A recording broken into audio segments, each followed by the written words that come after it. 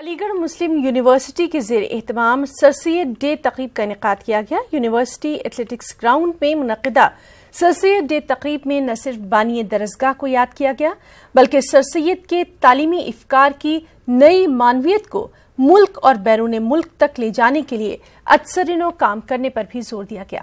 پیش علی گڑھ سے ہمارے ساتھی مہتاب عالم کی یہ رپورٹ۔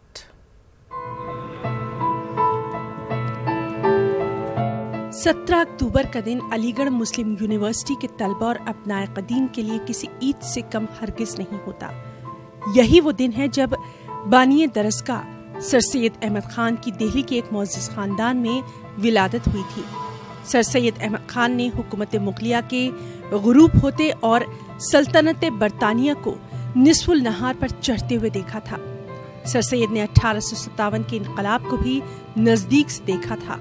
وہ جانتے تھے کہ جب تک قوم کی بیماری کا علاج جدید تعلیم سے نہیں ہوگا، قوم ترقی نہیں کر سکے گی۔ انہوں نے ایک جانب تعلیمی بیداری مہم شروع کی تو دوسری جانب علی گڑھ میں تعلیمی ادارہ قائم کیا اور اس ادارے نے دن دونی رات چوگنی ترقی کی اور 1920 میں یونیورسٹی کا درجہ حاصل کیا۔ یونیورسٹی کے وائس چانسلر پروفیسر طارق منصور نے یونیورسٹی کے اغراض و مقاصد پر روشنی ڈالتے ہوئے یونیورسٹی کے آئندہ کے لائے عمل کو پیش کیا۔ سر سید کا پیغام ہے ایجوکیشن۔ دیکھیے سر سید نے بیسیکلی کیا کوشش کی کہ جو تھنکنگ ہے وہ چینج کریں، جو سوچنے کا طریقہ ہے۔ پہلے مسلم جو تھے they were shunning everything which was associated with the British. He wanted this thinking to be changed. سوچ بدلنے کی بات تھی جو انہوں نے سوچ بدلی۔ چاہتے ہیں کہ یونیورسٹی جو ہے وہ جو اگلی سینچری میں اپنا انٹر کرے، it should enter as a modern institution۔ اس تقریب میں سابق chief election commissioner of India doctor S Y Qureshi نے مہمان خصوصی کی حیثیت سے شرکت کی۔ اس موقع پر انہوں نے سر سید کے تعلیمی افکار پر روشنی ڈالتے ہوئے سر سید احمد خان کو نہ صرف تعلیم کا پیغمبر قرار دیا بلکہ سر سید تحریک کو بدلتے ہوئے حالات میں پھر شروع کرنے کا مشورہ دیا۔ ایس وائی قریشی نے ہندوستان میں انتخابات کو لے کر اپنے تجربات بھی پیش کیے۔ علی گڑھ یونیورسٹی کے فاؤنڈر ہی نہیں ہے سر سید، ان کی پرسنالٹی اس سے کہیں بڑی تھی۔ وہ تو ہندوستان کے جو ایجوکیشن کے ریفارمر تھے، میں سمجھتا ہوں ان کا نام سر فہرست ہے۔ اور 200 سال پہلے ان کی پیدائش ہوئی، لیکن 100-150 سال پہلے انہوں نے وہ باتیں سوچی جو آج تک بھی اتنی ہی ریلیونٹ ہے۔ دوسری چیز ان کا ایمفیسس آن انگلش۔ سر سید کے جو اچیومنٹ ہے میں خود بھی ایک جیتا جاگتا نمونہ ہوں۔ سر سید ڈے کے موقع پر ریختہ اردو کے بانی سنجیو سراف اور ممتاز ادیب پروفیسر کرسچن ڈبلٹرول کو ان کی ادبی خدمات کے اعتراف میں اعزاز سے بھی نوازا گیا اور تقریب کا اختتام مشہور یونیورسٹی ترانے سے ہوا۔ نیوز 18 اردو کے لیے علی گڑھ سے مہتاب عالم کی رپورٹ۔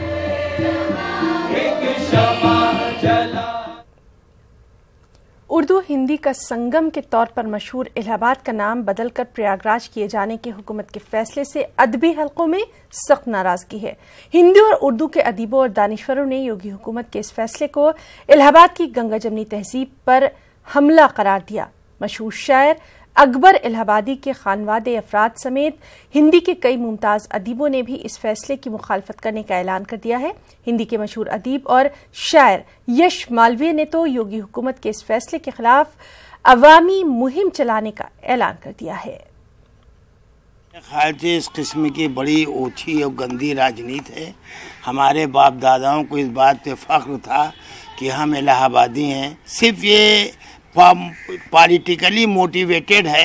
ان کا مقصد ہے کہ ہم ایک خاص قوم کو یہ سندیش دیں کہ ہمارا جو خفیہ ایجنڈا ہے ہم اس پہ عمل کر رہے ہیں۔ ہزاروں سال سے ہمارے ہندو لوگ اس سرزمین کو سلام کر رہے ہیں اور یہ 500 سال پرانی اکبر بادشاہ نے جب سرزمین الہ آباد پہ آئی، یہاں کی گنگا جمنی تہذیب کو دیکھا۔ جو لوگ کہتے ہیں گنگا جمنی تہذیب اور کہ ہم گنگا جمنی تہذیب الہ آباد ہے، اسی سے وادی گنگو جمن کی عظمت ہے، جدھر نگاہ اٹھاؤ ادھر محبت ہے۔ وید پران اپنشد سب سر ماتھے ہے، سب کے آگے ہمارا متھا جھکتا ہے اور پریاگ راج تو ہمارے دل میں ہے، لیکن یہ نہیں ہونا چاہیے کہ پریاگ راج اسٹیشن تک آ رہی تھی اور پریاگ راج ایکسپریس پورے شہر میں دوڑ رہی ہے۔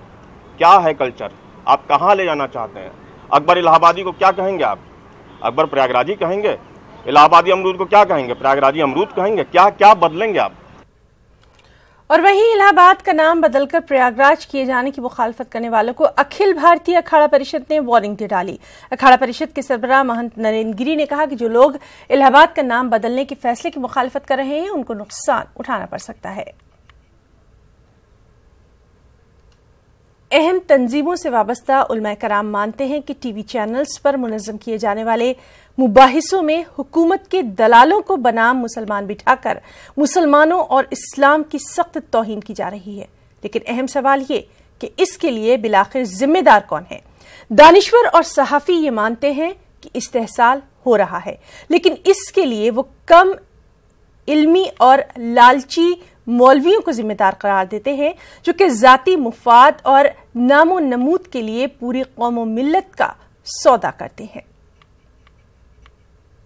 इकराम से गुजारिश से करेंगे, अगर आपको किसी मसले में पूरी मालूमात शरीयत के मुताबिक नहीं है तो आप कतई बात ना करें।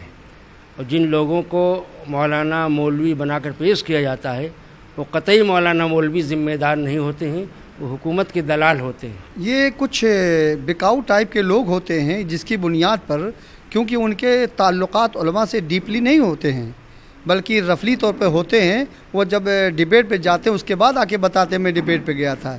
लिहाजा उनका बाइकाट करना चाहिए और उनको ये चाहिए कि अपने उलमाए कराम से, अपने जो बुजुर्गान दीन हैं उनसे मिल करके कोई बात कहनी चाहिए और करनी चाहिए। उलमा जिन्हें इल्म नहीं है, जिन्हें मीडिया के एंकर्स की उन साजिशों का इल्म नहीं है, उन्हें उन सवालात का पस मंज़र नहीं मालूम है, उन्हें बिल्कुल गुरेज करना चाहिए। सही है कि मौलवियों को बाइकाट करना चाहिए, ना तो इससे इस्लाम की तशरीह हो रही है और ना इससे समाज में कोई अच्छा मैसेज जा रहा है। बल्कि सच्चाई ये है कि जिन मौलवियों को जब जब डिबेट पे देखा जाता है या टीवी पर देखा जाता है तो बिलखुसूस मुस्लिम अवाम इनको अच्छी निगाह से नहीं देखती है।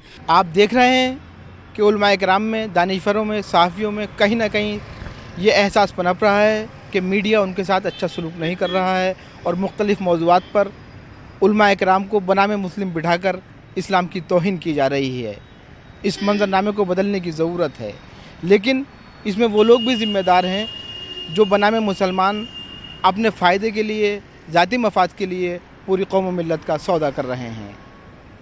उनको भी अपनी रविश बदलने की ज़रूरत है और ये रविश जब ही बदल सकती है जबकि वो ये अहद कर लें कि उन्हें अपनी शरीयत के पेश नज़र, अवामी मफाद के पेश नज़र काम करना है, ज़ाती मफाद के लिए नहीं।